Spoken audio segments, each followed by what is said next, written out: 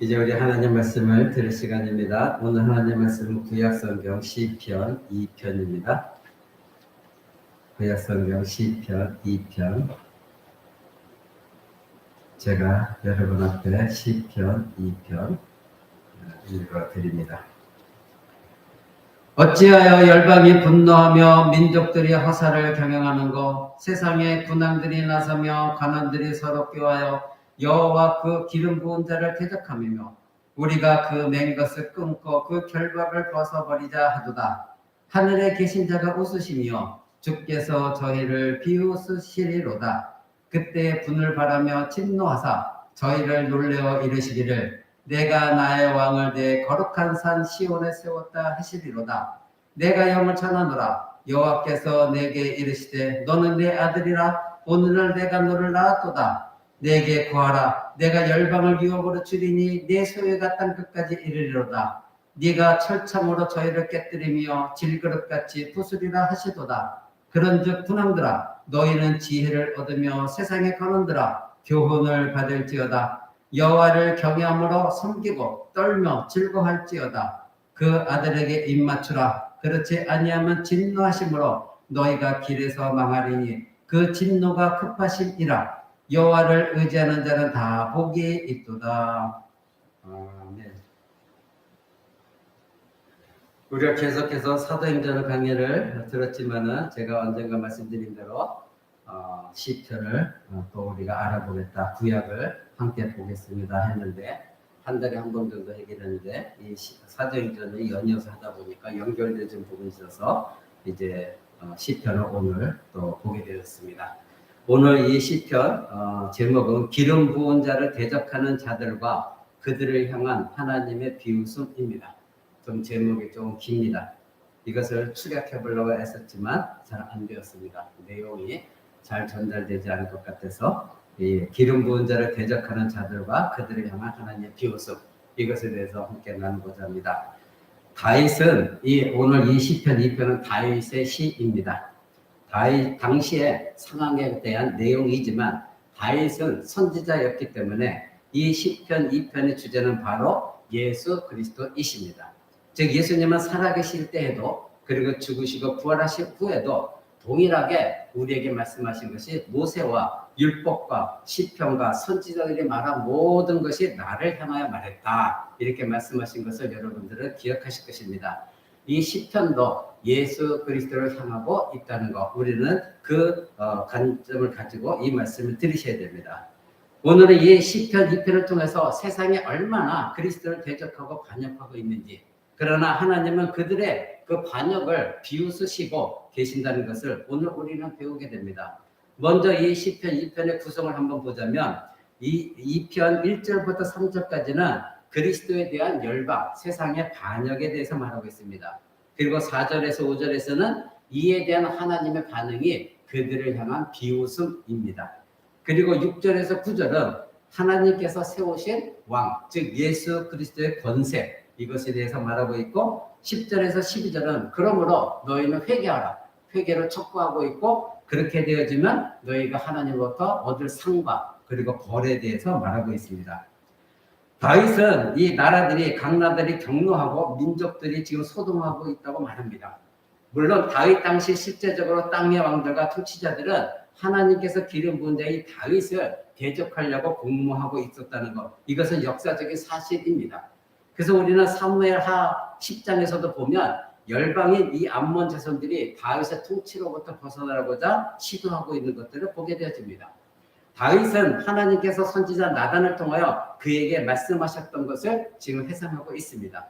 다윗의 이름을 창대케 하시겠다고 약속하셨죠. 그 언약, 그래서 그 주변의 나라를 너에게 주고 그리고 네가 그들을 다스릴 것이다, 이 약속을 떠올린 것이 다윗입니다. 다윗은 그의 왕조가 영원히 지속되리라는 하나님의 이 언약의 말씀, 즉 하나님께서 다윗의 후손, 바로 예수 그리스도죠, 다윗의 후손, 그 하나님의 아들을 너에게 주겠다, 이 약속한 것을 다윗은 기억하고 있습니다. 여러분들이 알다시피 다윗은 선지자였습니다. 이 시편 2편은 다윗이 왕으로 있을 때에 이 주변 국가들의 반란을 일으켜서 자신을 공격해 오는 모든 것들을 알고 있을 때 지은 시입니다. 그러나 다윗은 이 반역을 단순히 정치적인 관계, 경제적인 관계, 문화적인, 종교적인 그런 관계로만 보지 않았습니다. 다윗은 이 반역을 있는 그대로 파악하고 있었습니다. 즉 이들의 반역은 하나님이 언약하신 말씀에 대한 반역이고 그리고 하나님께 대한 반역이다 이렇게 본 것입니다. 그래서 그가 2절에서 이렇게 말하고 있습니다. 세상에 군왕들이 나서며 관원들이 서로 껴와요 여호와의 그 기름 부은 자를 대적하며 우리가 그 맨 것을 끊고 그 결박을 벗어버리자 하도다. 즉 하나님의 언약에 대해서 하나님의 세우신 기름 부은 자, 그 기름 부은 자에 반역하고 있다고 다윗은 말한 것입니다. 그리고 다윗은 이 반역이 단지 인간 자기 자신, 다윗의 그 왕위에 대한 반역도 즉 이스라엘 백성들의 반역이라는 것, 그것만이 아니라는 것을 알고 있었습니다. 그러니 다윗이 이렇게 말한 것은 그들이 지금 반역하는 것은 바로 하나님, 이스라엘 하나님에 대한 반역이다. 이렇게 지금 기록하고 있는 것입니다. 그래서 2절에 세상 군왕들이 나서며 그리고 여호와를 대적했다. 여호와의 기름 부은 자를 대적했다. 이렇게 말하는 것이죠. 이 시편에서 다윗이 암시하고 있는 이 반역은 단순히 인류 역사에서 일어난 나라 간의 그 반역이 아니었다는 것입니다. 하나님과 그리고 그의 기름 부음 받은 자, 하나님의 기름 부음 받은 자에게 대항하는 반역하는 그 반역은 사실상 그 성격에 있어서 낙원에서 일어났던 아담과 하와 그들이 하나님께 반역했던 그것과 연결되어져 있습니다. 아담과 하와는 낙원에서 언제나 하나님께 처음에 대항했고 반역했죠. 그래서 하나님의 주권에 도전했습니다. 바로 사단이 너가 이 선악과를 먹게 되면 하나님처럼 될까봐 먹지 말라고 한 거야. 그 말에 솔깃해서 자기 자신들이 하나님처럼 되고자 하는 마음, 그래서 하나님으로부터 독립되어지는 그런 마음을 갖고 이들은 반역했던 것입니다. 그것이 바로 2장 3절에 말한 우리가 그 맨 것을 끊고 그 결박을 벗어버리자. 이것은 아담과 하와서부터 시작되어진 내용입니다. 바로 우리가 하나님께만 종속될 수 있느냐? 저 선악과를 먹으면 우리는 하나님처럼 될 수 있다고 하는데 그러면 우리의 주권을 가지고 하나님으로부터 독립하자. 왜 하나님께만 결속되어져야 되냐? 이것이 바로 아담과 하와의 생각이었던 것입니다. 그들은 하나님과 결속되어 있었던 모든 것을 부숴버리고자 시도했습니다. 그리고 아담과 하와가 하나님께 이 반역한 이 일은 그 전에 일어났던 바로 하늘에서 일어났던 일, 그것은 바로 수많은 천사들이 하나님을 섬겨함에도 불구하고 하나님께 반역을 일으켜서 쫓겨난 사건과 연결되어져 있습니다. 그러니까 우리는 아담과 하와의 반역 그리고 지금 이 땅 다윗의 기름 부은 자를 하나님의 기름 부은 자를 반역하는 것, 이 모든 것들은 그 이전에 사단들이 바로 하나님의 천사였던 그들이 하나님께 반역했던 것, 이 모든 것과 연결되어져 있다는 것을 우리는 또 기억해야 됩니다. 다윗이 시편에서 쓰고 있는 이 반란은 그 뿌리를 그러니 사단과 그의 추종 세력들의 반역과 낙원에서 타락으로 인해 땅에 주어진 그 바로 반역에 이것을 기초하고 있다는 것. 우리는 이러한 연계성에서 이 시편 2편을 읽어야 해석이 되어집니다. 시편 2편에 묘사된 이 왕들의 반역은 아담과 하와가 죄를 범한 후 창세기 3장 15절에 하나님 약속하셨죠. 바로 여자의 후손과 뱀의 후손 간의 싸움이 앞으로 일어날 것이다. 그래서 우리는 창세기를 보면 하나님께서 언제나 하나님의 백성과 뱀의 후손 간을 나누는 것을 우리는 보게 되어집니다. 우리는 그저 창세기를 아무 생각 없이 읽지만 거기를 여러분이 잘 보게 되었지만 하나님의 백성들 그리고 여자의 후손이죠. 그 여자의 후손과 그렇지 않고 뱀의 후손 하나님이 하나하나 갈라내는 것. 같은 형제로 태어났지만 뱀의 후손을 따로 구분하시고 여자의 후손을 따로 구분하는 것. 그래서 마지막 최소한의 여자 후손의 종결자인 예수 그리스도 오는 것. 그것을 기록하고 있다는 것을 우리는 알게 되어집니다. 이 모든 것을 알고 있는 다윗은 지금 자신이 당하고 있던 정치적 군사적 반역을 하늘의 땅의 주관자, 하늘의 주관자와 땅의 주관자이신 하나님께 대한 반역으로 주저없이 확신하고 선포하고 있는 것입니다. 다윗은 선지자로서 그 모든 것을 하나님이 깨닫게 하심으로 알게 되어진 것입니다. 2장 2절에 기름 부은 받은 자를 대적하며 누구를 가리킵니까? 1차적으로 다윗은 왕으로 기름 부음 받았죠. 구약시대 때는 선지자와 왕과 제사장 하나님을 택하셨고 그들에게 기름을 부으셨습니다.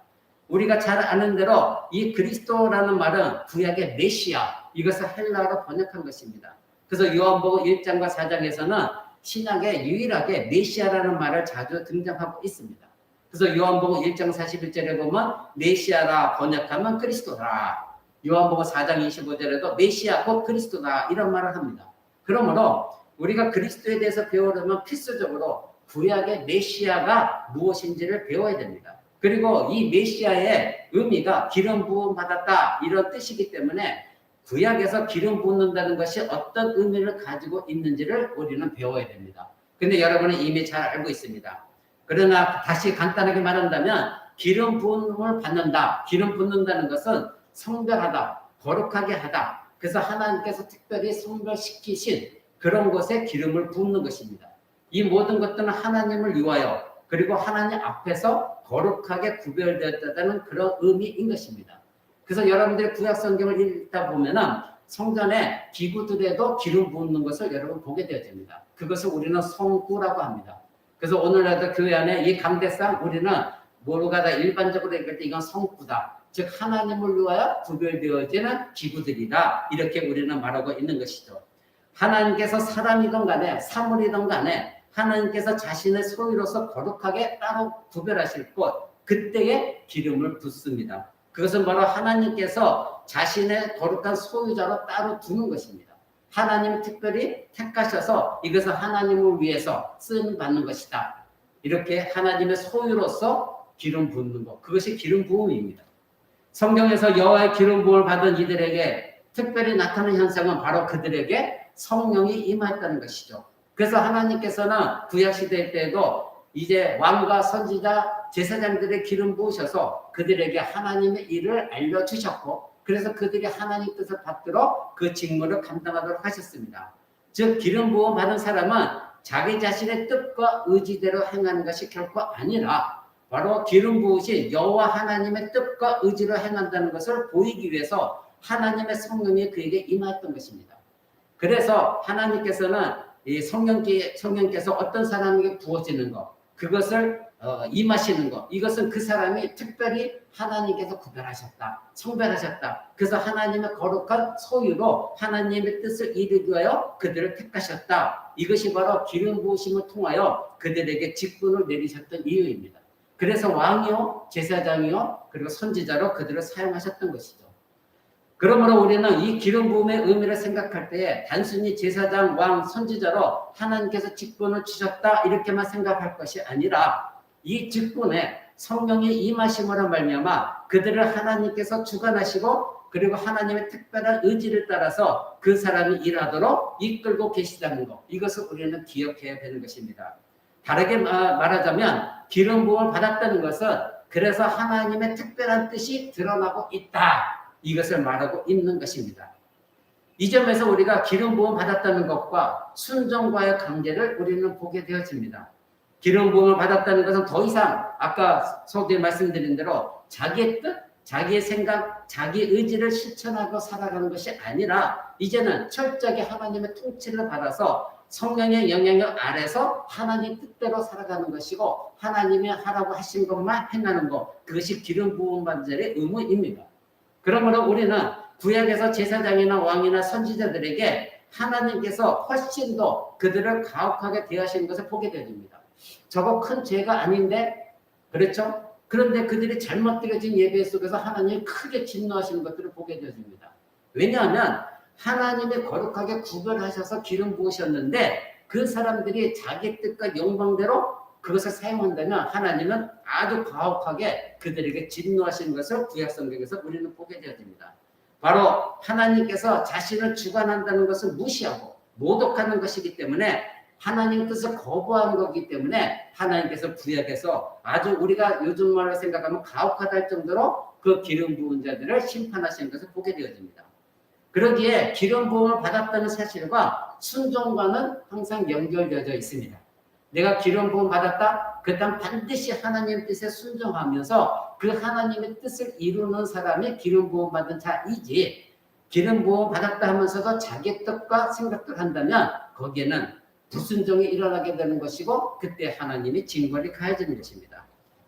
그렇다면 진정으로 메시아 곧 기름 부어든 자의 총합, 실체 그분이 바로 예수 그리스도이십니다.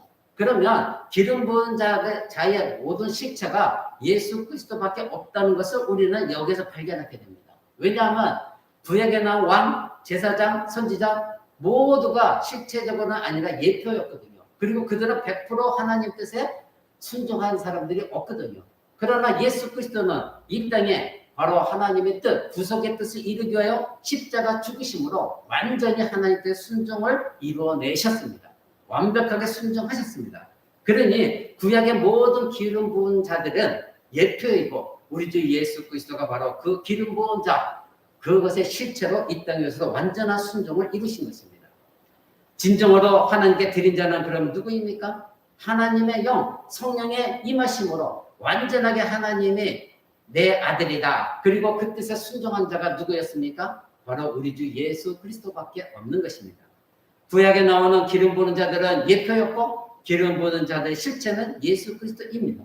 그리스도만이 하나님의 택하신 아들로 구별된 분이시오. 그리고 하나님의 뜻에 완전한 순종을 통하여 하나님의 뜻을 온전히 이루셨기 때문인 것입니다.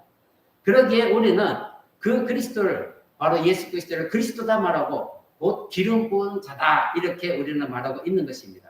바로 예수 그리스도만이 하나님의 기름 부은 자 이것입니다. 실체인 것입니다. 이것이 신약 성경에 예수님을 하나님의 아들 메시아 그리스도라 이렇게 말하고 있는 이유입니다. 그런데 지금 시편이 말하고 있는 것은 열방이 그 기름 부은 자를 대적하고 있다 이렇게 2편 2절은 말하고 있습니다. 이 기름 부은 자를 6절에서는 무엇이라고 표현합니까? 내가 나의 왕, 내 거룩한 산 시온에 세웠다 이렇게 말씀하고 있습니다. 당시 이 시온산이라는 것은 하나님이 계신 곳을 말하고 있습니다. 그러니 그 거룩한 산 시온산에 하나님의 왕을 하나님께서 직접 세우신다고 말씀하신 것입니다. 그가 누구입니까? 2절에 나오는 기름 부은 자인 것입니다. 하나님께서 세우신 그 왕에 대해서 7절에서는 너는 내 아들이라 오늘날 내가 너를 낳았도다 이렇게 말씀하고 있습니다. 기름 부은 자가 바로 내가 거룩한 상에 내가 세운 왕인데 그는 나의 아들이다 이렇게 말씀하고 있는 것이죠. 그리고 8절에는 네 소유가 땅 끝까지 이를 것이다 이렇게 말씀하고 있습니다. 이것은 무엇입니까? 온 우주 만물이 바로 예수 그리스도가 주관자이시다. 예수 그리스도가 다스리신다 그런 말씀인 것입니다. 그러므로 선지자로서 이 다윗이 2편 2절에서 기름 부은 자를 언급했을 때 그 기름 부은 자는 기름 부음을 받은 자는 그리스도이시고 궁극적으로 하나님께서 시온에 세우신 왕이십니다. 그리고 하나님의 아들이십니다. 그리고 온 우주 만물을 다스리시는 바로 우리 주 예수 그리스도인 것입니다. 그런데 이 세상의 권세자들과 세상의 나라들 많은 사람들이 바로 이 기름 부은 자 메시아 예수 그리스도를 대적하여서 하나님의 주권에서 벗어나려고 하는 하나님의 그 결속에서 벗어나 자유함을 얻으려고 하는 그래서 하나님과 동등한 위치에 이르고다 반역했고 지금도 반역하고 있다는 것입니다. 세상의 불신자들은 예수 그리스도가 자신들의 구세주요 왕이 된다는 것을 지금도 거부하고 있습니다. 그때 당시에도 거부했다는 것입니다. 이때에 바로 그들을 향한 즉 기름 부은 자를 향한 반역한 사람들 그들을 향한 하나님의 비웃음이 나옵니다. 4절에 보니까 하늘에 계신 자가 웃으시며 주께서 저희를 비웃으시리로다. 세상의 나라들, 권세자들, 인간들이 하나님의 거룩하게 기름 부으신 그리스도를 대적하여 반응했을 때 하늘에 계신 하나님께서 그들을 향하여 나타난 반응, 행하신 것은 바로 무엇입니까? 비웃음입니다. 우리가 세상에 살아갈 때 하나님이 우리 삶에 개입하시는 분별한 영적인 눈이 우리에게는 있어야 됩니다. 그러나 이 세상의 여러분들, 세상의 권세자들, 이 모든 세상에 있는 사람들은 일상적인 일만을 즉 피상적인 것만을 보게 되면 세상의 지혜, 세상에 돌아가는 이치만 알기 때문에 하나님이 실제적으로 그 일상 속에서 행하고 있는 것, 어떤 일을 지금도 행하고 있는지를 그들은 알지 못합니다. 그러나 저와 여러분들은 이 모든 것을 영적인 눈으로 깨닫고 볼 줄 알아야 됩니다.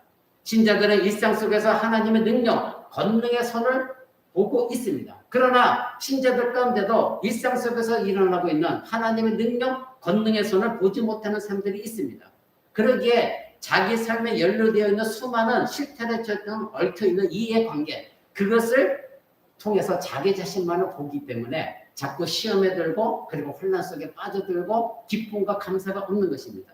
그래서 신자라고 해도 대충 이 세상적으로 요렇게 사는 것, 그것이 자기 자신의 지혜다 이렇게 생각하는 것이죠. 하나님을 믿는다고 하면서도 일상 속에서 나타나는 하나님의 능력, 하나님의 권능, 하나님의 지혜, 이것을 의지하지 않는다는 것입니다. 그래서 불신자들처럼, 세상의 관원들처럼, 세상의 왕들처럼 어떤 일상적에 나타나는 모든 일들을 영적으로 바라보지 아니하고 자기 자신의 요령껏 살아가는 것에만, 그래서 세상 사람들처럼 때로는 법도 어겨가고 자기 지혜만 매달린다는 것이죠. 바로 이러한 세상의 지혜, 가난의 지혜를 하나님은 비웃고 계시는 것입니다. 그들은 감추 있는 하나님의 참된 지혜를 보지 못하고 있기 때문입니다. 그저 일상에 나타나는 현상에만 집중하고 일상의 배후에 있는 하나님의 지혜, 하나님의 주권, 하나님의 능력, 그 하나님의 행하시는 일들을 보지 못하고 있다는 것입니다. 그래서 세상의 지혜, 이 세상의 간원들의 지혜, 권세자들의 지혜, 철학자들의 지혜를 하나님 비웃고 계신다 이것입니다. 여러분 4절에 하늘에 계신 자가 웃으시며 주께서 저희를 비웃으시리로다. 여기에 나오는 하나님의 반응은 왜 비웃음입니까? 왜 하나님의 반응은 비웃음이어야 했습니까? 그의 대답은 2절과 4절의 비유에 보면 알 수 있습니다. 2절에 보면 땅의 왕들에게 조수하시는 분은 누구십니까? 하늘에 계신 분이에요. 2절에 땅의 왕들, 4절에는 하늘에 계신 분, 하나님, 대조를 이루고 있습니다. 그러니 땅의 하늘의 대조, 이것을 우리는 주목해야 됩니다. 반역하는 자들은 이 땅의 권세자들, 왕들입니다. 그러니 그들은 단지 땅의 피조물로서 인간들일 뿐인 거고, 그런데 그들을 대항하시는 분은 누구입니까? 하늘에 계신 하나님이시라는 겁니다. 바로 이 땅의 피조물과 창조주가 대조를 이루고 있습니다. 인간들은 단지 땅에 붙어있는 생명체일 뿐이지만 하늘에 계신 그분은 누구입니까? 창조주이십니다. 전지전능한 하나님이시고 절대 주권자이시고 보이지 아니하시는 영이시고 그리고 시간 세계를 초월하신 무한한 하나님이신 것입니다. 하나님을 반역한 이 세상의 왕들은 자기 스스로가 강한 척하고 있지만, 이 정도 군사력 있으면 이 정도면 대지하고 강한 척하지만 실상 이 왕들은 하늘에 계신 하나님과 비교할 때 아무것도 아닌 것이었습니다. 이것이 하늘에 계신 하나님께서 비웃으신 것이 이유입니다. 하늘의 하나님께 대항하여 반역을 일으키는 이 땅의 왕들의 모든 생각은 우스운 일뿐이고 터무니없는 일입니다. 우리 인간들이 봤을 때는 굉장하다 이렇게 생각할지 모르나, 그러나 우리 영의 눈으로 봐야 된다고 말씀드렸습니다. 하나님의 관점에서 보면 우스운 일인 것입니다. 그러면 우리가 알아봐야 될 것이 첫 번째, 하나님의 비웃음의 배경은 무엇일까요? 4절에 하늘에 계신 자가 웃으시며 주께서 저희를 비웃으시리로다. 지금 하나님 어떤 특정한 사람들을 비웃고 계십니다. 하나님께서 조롱하시는 사람들이 있다는 것입니다. 이들이 아무리 하나님께 반역하고 그리고 하나님의 기름 부대를 대적하고 거부하고 그리고 죽였다 해도 결국 승리는 하나님께 있기 때문에 하나님은 이들을 비웃고 계십니다. 즉 하나님이 메시아를, 예수 그리스도를 죽음에서 다시 살리셨기 때문인 것입니다. 그들은 하나님의 구속의 계획을 알지 못했기 때문에 예수 그리스도를 십자가 못 박아 죽게 했습니다. 그래서 사도 바울은 고린도전서 2장 8절에 이 지혜는 이 세대의 통치자들이 한 사람도 알지 못하였나니 만일 알았더라면 영광의 주를 십자가에 못 박지 아니할 것이다. 그렇습니다. 바로 예수 그리스도 십자가 못 박으라고 외쳤던 그들, 그리고 빌라도, 헤로당, 그때 당시에 유대인들, 그리고 바리새인, 서기관, 제사장들, 모든 권력 있는 사람들, 이들을 지금 성경을 통틀어서 뭐라고 말합니까? 이 세상의 통치자들이랍니다. 그리고 세상의 지혜에 머물러 있다고 말합니다. 그러니 이 세대 통치자들의 한 사람도 알지 못하였다. 무엇을? 바로 하나님의 지혜. 우리를 어떻게 구속하는지. 메시아를 십자가에 죽인 것은 끝난 것이 아니라 바로 예수 그리스도를 다시 부활시키셔서 우리를 구원하시는 놀라운 그 구원의 계획을 이들은 알지 못했다는 겁니다. 그러니 만약에 그것을 알았다면 그들은 영광의 주로 십자가 못 박지 아니었을 것이다. 이렇게 말하고 있습니다. 시편 2편은 그래서 그리스도를 예언한 시편입니다. 바로 그 이유는 시작성경이 이 시편 2편을 인용하고 있기 때문입니다. 지금 우리가 사도행전을 보고 있습니다만 사도행전 13장 33절에 이렇게 말합니다. 하나님이 예수를 일으키사 우리 자녀들에게 약속을 이루게 하셨다 합니다. 시편 둘째 편에 기록한 바와 같이 너는 내 아들이라 오늘 내가 너를 낳았다. 이렇게 사도 바울과 사도들은 시편 2편을 인용하는 것을 보게 됩니다. 이것은 구약에 나와 있는 이 예언서가 시편에서 이루어졌다고 말하는 하나님의 우리에게 가르쳐 주시는 내용입니다. 사도들은 하나님의 부르심을 받고 하나님의 뜻에 따라 성령 역사 가운데 구약에 있는 모든 내용이 바로 신약에서 이루어졌다. 이것을 우리에게 알려주고 있습니다. 따라서 오늘 본문의 하나님의 거룩한 비웃음의 배경은 무엇입니까?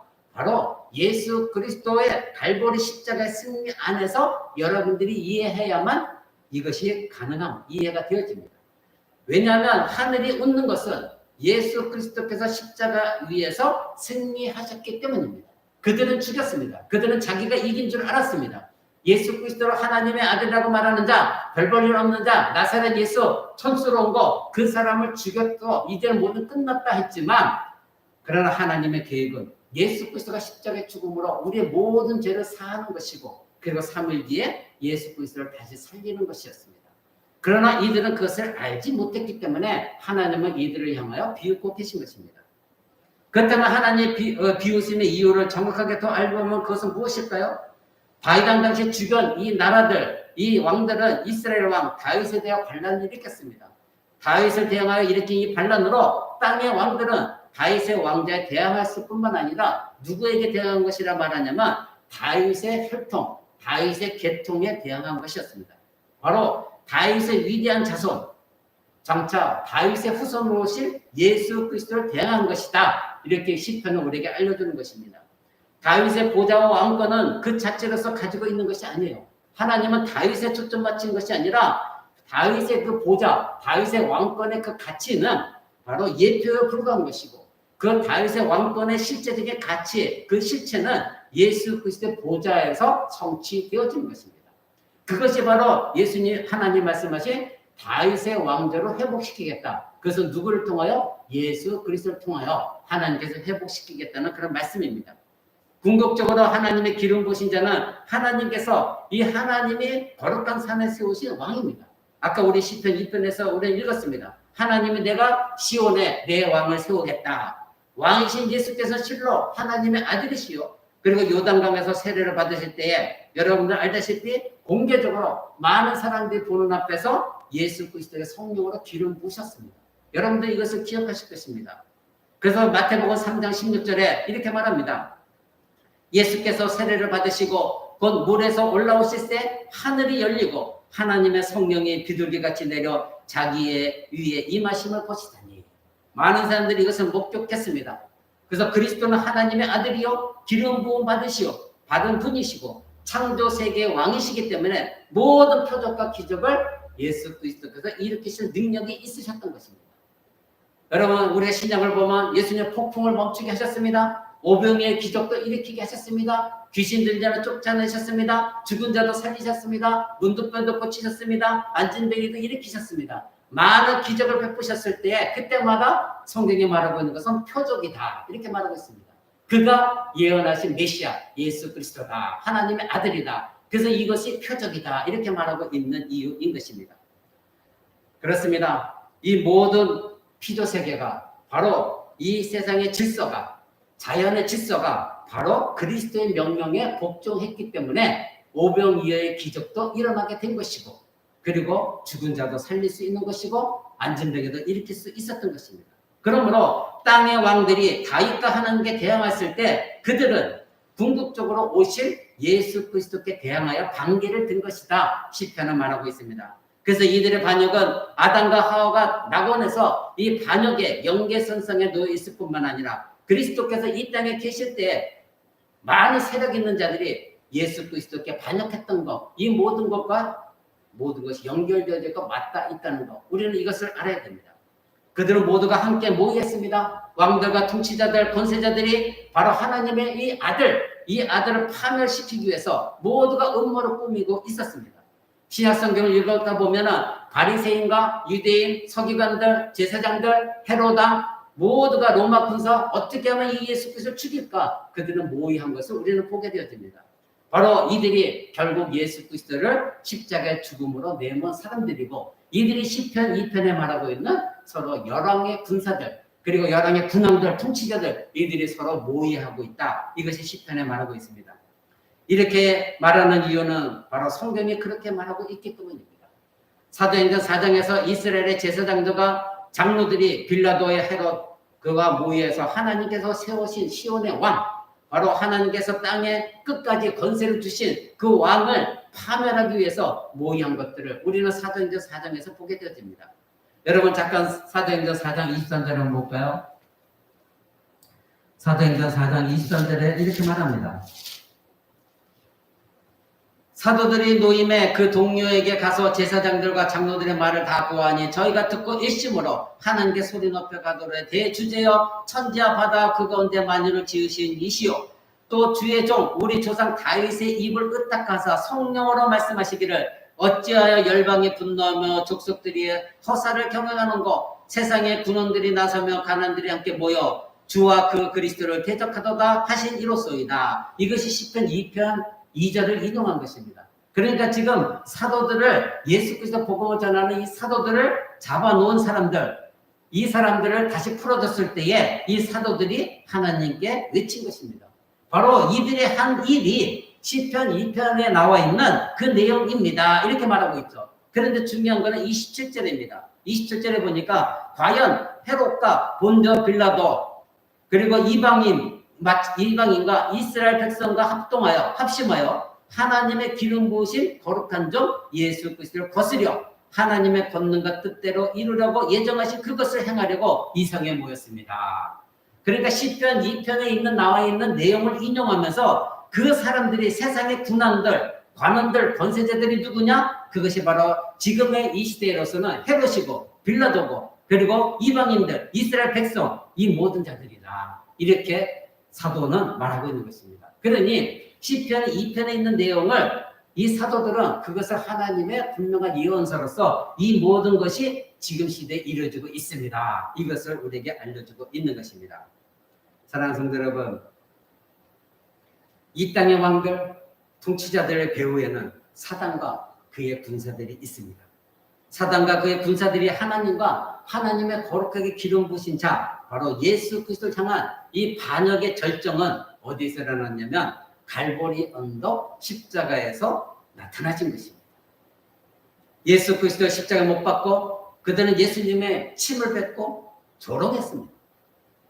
그들은 예수님에게 유대인의 왕이요, 네가 그리스도라고 하는 자요, 네가 하나님의 아들이라며 그렇다면 그 십자가에서 내려와라 조롱했습니다. 유대인의 왕이라고 말하는 너, 네 자신을 한번 구원해봐. 이들을 조롱했습니다. 예수님이 죽으신 십자가에 달린 명패, 여러분들 알다시피 예수, 유대인의 왕, 이렇게 그들은 이것을 칭송하며 적은 것이 아니라 예수 그리스도를 우습게 여기고 조롱하기 위해서 이 팻말을 붙였던 것입니다.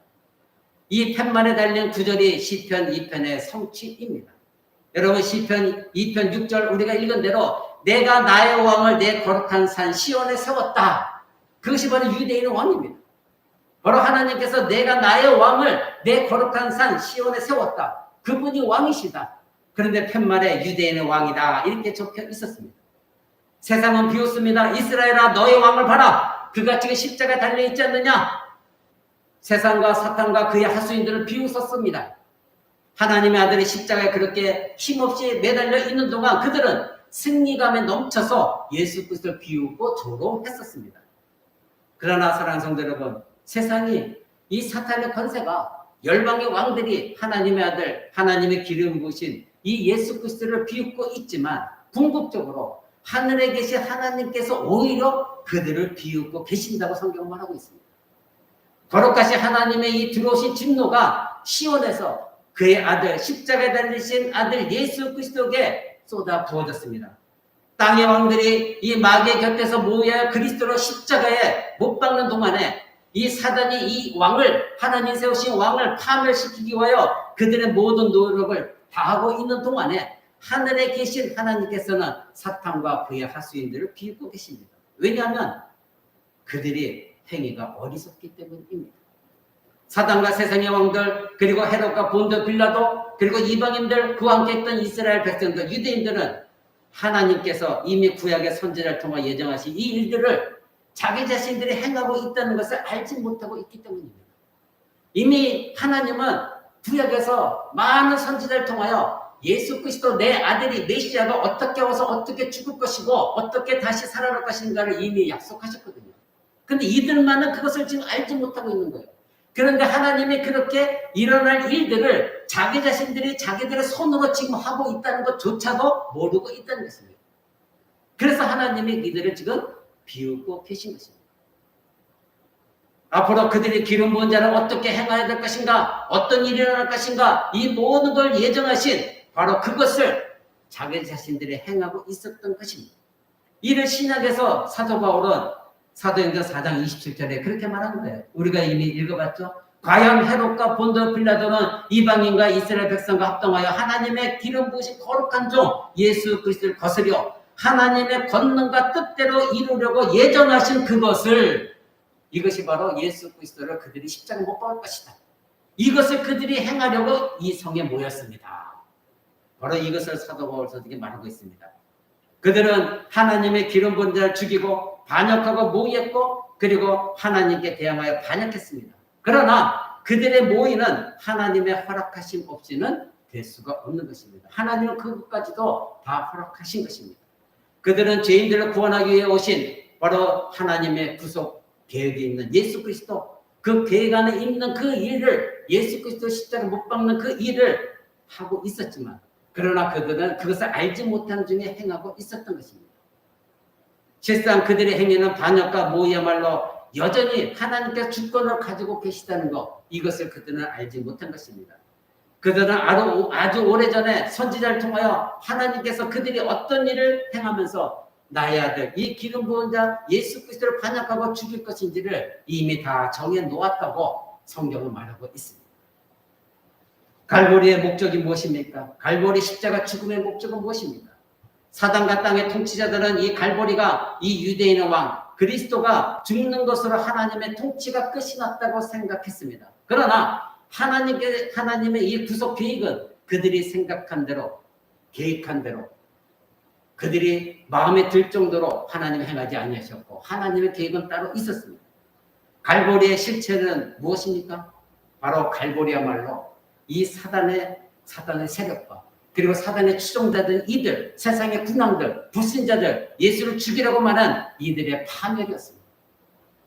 아담과 하와의 죄악은 사단의 속임수에 걸려 일어난 사건이었습니다. 그로 인해 이 피조 세계에 죄가 들어왔습니다. 그러나 이 엄청난 죄악이 갈보리 십자가에서 다 사함을 받은 것입니다. 그 모든 것이 사함받은 그 사건이 갈보리 십자가 사건이었습니다. 하나님이 세우신 그리스도께서 십자가에 죽으심으로 그 피로 말미암아 아담으로부터 내려온 우리 인간들의 비참한 모든 죄악들이 다 갚아졌습니다. 그런데 이들은 그것을 모르고 예수 그리스도 십자가 죽었다고 희희낙낙거리며 예수님을 조롱하고 있던 것입니다. 갈보리에서 그 최초의 하나님을 향한 아담과 하와의 모든 반역이, 우리에게 되물림되어진 모든 반역이 풀려진 것임에도 이들은 그것을 알지 못하고 예수 그리스도 죽이면서 오히려 희희낙낙거렸던 것입니다. 갈보리는 그리스도가 죽은 것으로 그러나 끝난 사건이 아니라 오히려 사단과 그에 함께 있는 모든 자들이 철창으로 완전히 멸망당하는, 그리고 완전히 부서진 그것으로 끝이 난 것입니다. 그들은 쥐그릇처럼 완전히 산산조각이 났습니다. 그래서 창세기 3장 15절에 이미 하나님 말씀하신 여자의 후손에 의해서 사단의 머리가 완전히 박살난 것, 그것이 바로 갈보리 십자가였습니다. 그 결과로 그리스도께서 죽음에서 결국 부활로 승리하시고 승천하게 되셨습니다.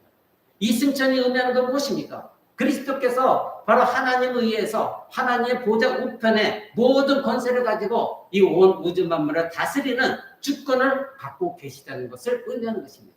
그래서 예수 그리스도는 부활하시고 다시 승천하신 것입니다. 그래서 여러분이 이미 몇 번 제가 알려드린 거로 빌립보서 2장 9절 11절 이렇게 말합니다. 이러므로 하나님이 그를 지극히 높여 모든 이름 위에 뛰어난 이름을 주사 하늘에 있는 자들과 땅에 있는 자들과 땅 아래 있는 모든 자들로 모든 무릎을 예수의 이름에 꿇게 하시고 모든 입으로 예수 그리스도를 주라 시인하여 하나님 아버지께 영광을 돌리게 하셨느니라. 이렇게 못 받고 있습니다. 이것이 바로 하나님께서 이것을 알지 못하고 행하는 그들을 향한 비웃음이셨습니다. 사도행전 2장 36절은 이렇게 말합니다. 그런즉 이스라엘 온 집은 확실히 알지 못하니 너희가 십자가에 못 박은 이 예수를 하나님이 주와 그리스도가 되게 하셨다. 이렇게 사도들은 말하고 있습니다. 그러니 이 빌립보서와 사도행전을 보게 되지만 사단의 모든 전략은 실패한 것입니다. 그들은 그들이 승리한 것 같지만 그들은 실패했고 그들은 멸망당했습니다. 사단과 땅의 왕들은 예수 그리스도를 파멸시키기 위해 그렇게 열심히 노력했지만 그들의 그 노력이 하나님에 의해서 오히려 우리 주 예수 그리스도를 온 우주 만물의 주권자로서 만드는데 그들의 그 노력을 사용하신 것입니다. 사랑하는 성도 여러분, 이것이 바로 하나님의 그들을 비우신 이유의 핵심입니다. 그 사단의 세력과 사단과 이 땅의 왕들의 수고, 즉 그들은 자신이 스스로 멸망당할 것을 스스로 노력했고 추구했던 것입니다. 땅의 세력과 사단의 세력이 아무리 음모를 끓이고 그리고 예수 그리스도를 대항할 반역을 일으킨다 할지라도 하나님은 우스고 계십니다. 비웃고 계십니다. 이 마귀의 모든 위협, 그 수고는 모두가 헛된 것입니다. 하나님께서 오히려 이것들조차도 사용하셔서 하나님의 영광이 이루어지도록, 하나님의 뜻이 이루어지도록 사용한 것입니다. 그래서 오늘 시편 2편 1절에 어찌하여 열방이 진노하며 족속들이 허사를 경영하는고 세상의 어떤 모의도 어리석은 것이다. 이렇게 말하는 겁니다. 비웃으면서 말한 것입니다. 4절에서 그래서 하늘에 계신 자가 웃으시며 주께서 저희를 비웃을지로다. 이렇게 말합니다. 영광은 언제나 하나님께만 속한 것이기 때문에 영광의 승리는 바로 하나님이십니다. 그들은 하나님의 아들 예수 그리스도를 죽이면 자신들이 하나님의 결박에서 완전히 해방되어질 것이다. 이렇게 생각했습니다. 자유로울 것이다. 하나님 통치권을 자기 자신들이 잡을 것이다. 내가 주권자가 될 것이다. 이렇게 생각했습니다. 그러나 그들은 너무나 어리석었습니다. 하나님이 어떤 하나님인지를 그들은 망각한 것입니다. 그들은 지혜로운 척했지만 무지한 자들이었고 자신들이 승리한 줄 알았지만 결국을 멸망당하는 것, 그것을 스스로 자초한 사람들입니다. 이들은 자신들을 향한 하나님 비웃음을 듣게 될 것입니다. 어차피 하나님을 향한 이들의 싸움은 처음부터 무익한 것이었습니다. 소용없는 일이었습니다. 세 번째로 하나님은 지금도 세상의 지혜자들을 비웃고 계시다는 것을 우리는 알아야 됩니다. 하늘에 앉으신 그분은 오늘날에도 역시 땅의 왕들의 그 권세자들, 믿지 않는 자들을 비웃고 계십니다. 그리스도께서 하늘로 승천하신 이후에도 지금도 사단은 그리스도의 교회를 파괴하기 위해서 여러 가지 방법을 모색하고 있습니다. 지금도 모의하고 있고 어떻게 하면 교회를 망가뜨릴까 그들은 합심하고 있습니다. 세계 각처에서 일어나는 교회 핍박, 박해, 그리고 계속해서 일어나는 이단들, 그리고 이들을 통해서 교회가 손가락질 당하게 하는 부패한 목회자들, 그렇죠? 그리고 시대의 흐름에 따라서 이렇게 교회가 바뀌어야 된다 말하고 있는 자유주의 신학들, 그리고 기복신앙, 번역신앙, 심리학, 이런 모든 것들이 지금도 하나님을 대항하고 있는 것입니다. 그들은 지속적으로 세상 사람들이 하나님의 기름 부으신 자, 우리 주 예수 그리스도를 믿지 못하게 지금도 방해하고 있고, 그리고 예수 그리스도에 대한 십자가 복음을 선포하지 못하게 방해하고 있고 가로막고 있는 것입니다. 세상의 가치관, 거짓 진리, 진화론, 이 모든 것들이 복음을 방해하고 있는 것입니다. 이것이 지금 우리가 살아가는 이 세상의 현실입니다. 그러기에 우리는 영적인 눈이 열려져야 되는 것입니다. 사랑하는 성도 여러분, 우리는 세상에서 말하는 것에 귀를 기울일 것이 결코 아닙니다. 노아의 방주를 보십시오. 하늘에서 일어나고 있는 그 모든 일에 우리는 귀를 기울여야 됩니다. 하나님은 노아의 홍수를 일으키기 시간에 기회를 주셨습니다. 너희가 내 말을 들어라, 회개하라, 방주로 들어가라. 그러나 그들은 웃었습니다. 비웃었습니다. 결국은 그들은 심판을 당했습니다. 우리는 세상에 말하는 것에 귀를 기울여서는 안 됩니다. 하나님의 성경을 통해 우리에게 심판에 말씀하신 것, 이것을 우리는 반드시 귀를 기울여야 되는 것입니다. 사랑하는 성도 여러분, 이 2편 4절에 하늘에 계신 자가 웃으시며 주께서 저희를 비웃으시리로다. 하나님께서는 자신의 왕을 거룩한 산에 시온산에 세우셨기 때문에 아무도, 그 어떤 누구도 그리스도를 끌어낼 수가 없는 것입니다. 하나님이 하셨습니다. 오직 예수 그리스도뿐인 것입니다. 이것이 교회가 오늘날 저와 여러분이 믿고 확신하고 이것을 선포해야 되는 것, 그것이 교회입니다. 그랬을 때 결국 교회는 승리하게 되어 있습니다. 교회 건물이 아니라 영적으로 온 우주 만물의 보편적인 교회는 반드시 승리하게 되어 있습니다. 오늘날 이 땅의 통치자들, 불신자들은 이런 하나님의 메시지에 귀를 기울여야 되는 것입니다. 한 가지 분명한 사실은 앞으로도 세상의 땅의 왕들, 크든 작든 모든 사람들은 끊임없이 하나님의 이 기름 부은 자 예수 그리스도를 대적할 것이다. 이것은 사실입니다. 앞으로도 일어날 것입니다. 아담과 하와가 하나님께 반역한 이 죄악들은 예수님이 다시 오시는 마지막 날까지 지속되어질 것입니다. 하지만 우리 하나님께서는 계속해서 그들을 비웃을 것입니다. 그들을 조소하실 것입니다. 그러므로 우리도 하나님과 함께 그들을 조소해야 합니다. 우리의 구원자 예수 그리스도의 통치권과 승리에 대한 확신을 가지고서 그들이 행하는 모든 것들 불쌍히 여겨야 되나 거기에 귀를 기울일 것이나 그들을 불쌍히 여기며 조소해야 되는 것입니다. 하늘의 보좌에 오르신 우리 주 예수 그리스도께서는 아무도 알지 못하는 그때에 하늘 구름을 타시고 다시 오실 것입니다. 이것은 구약에도 예언되어 있고 예수님도 친히 말씀하셨습니다. 그때에 그들은 바로 그리스도 발 앞에 모두가 무릎을 꿇게 되어질 것입니다. 그래서 오늘 시편 2편 9절은 말합니다.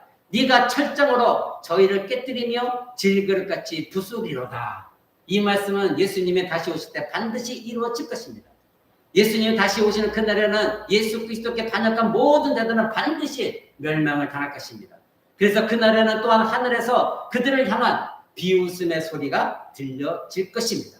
그들은 하나님의 심판을 절대적으로 피하지 못합니다. 그들은 왕 대신 예수 그리스도께 무릎을 꿇혀 절을 해야만 그들은 살아남을 수가 있을 것입니다. 그리고 그들은 응분의 보응을 받기 위해서 끝까지 반역한다면 무저경에 던져질 것입니다. 완전한 지옥에 던져질 것입니다. 세상은 지금 비록 우리를 비웃고 있습니다. 교회 나가서 무엇하니?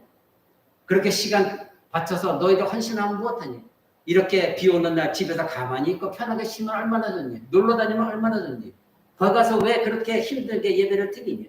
왜 물질을 드리니? 비웃고 있습니다. 그러나 마지막에 웃는 자가 진짜 웃는 것입니다. 우리는 최종적으로 마지막에 예수 그리스도가 오실 때 진정으로 우리는 웃게 되어질 것입니다. 그래서 2장 12절은 최종적으로 그들의 회개를 촉구하고 있습니다. 예수 그리스도께 돌아오도록 기회를 주고 있습니다. 12절에 이렇게 말합니다. 그 아들에게 입맞추라. 그렇지 아니하면 진노하심으로 너희가 길에서 망하리니 그 진노가 급하심이라. 여호와를 의지하는 자는 다 복이 있도다. 마지막에 이들에게 기회를 주고 있습니다. 회개를 촉구하고 있습니다. 돌아와야 됩니다. 이것을 알지 못하고 있다고 한다면 그들은 들었고도 돌아오지 않는다면 그들은 의도적으로 예수 그리스도께 기름 부은 자에게 반역하고 있는 것입니다. 그러나 다시 한번 기회를 주고 있습니다. 여호와를 의지하는 자, 돌아오는 자, 그들에게 복이 있도다. 그렇습니다. 사랑하는 성도 여러분, 오늘 우리는 이 시편 2편을 통해서 바로 기름 부은 자 예수 그리스도를 대적하는 그들을 향한 하나님의 비웃음에 대해서 들었습니다. 지금 비록 세상은 우리 교회를 비방하고 비웃고 있지만 그러나 하나님은 결국 그들을 향해서 비웃고 계시고 승리는 결국 하나님이 하실 것입니다. 예수님은 다시 오실 것입니다. 그분만이 하나님이시고 그분만이 하나님의 구원의 모든 실체이십니다. 오늘 우리가 이 땅에 살아갈 때 힘들고 어려운 점이 있지만 그러나 오직 그 예수 그리스도 붙들고 살아갈 때에 하나님께서 우리에게 함께 하시는 그 권능의 손길을 우리 영적인 눈으로 바라봐야 됩니다. 우리와 함께 하시는 놀라운 지혜, 그것을 우리 영적인 눈으로 바라봐야 됩니다. 그랬을 때 우리는 이 세상에 비웃고 있지만 오히려 그들을 조사하며 그들을 불쌍히 여기며 하나님의 나라가 완전히 성취될 때에 우리는 하나님으로부터 영광의 면류관을 받은 것, 그것을 소망하며 살아가는 것, 그것이 저와 여러분들이 되셔야 되는 것입니다. 기도하겠습니다.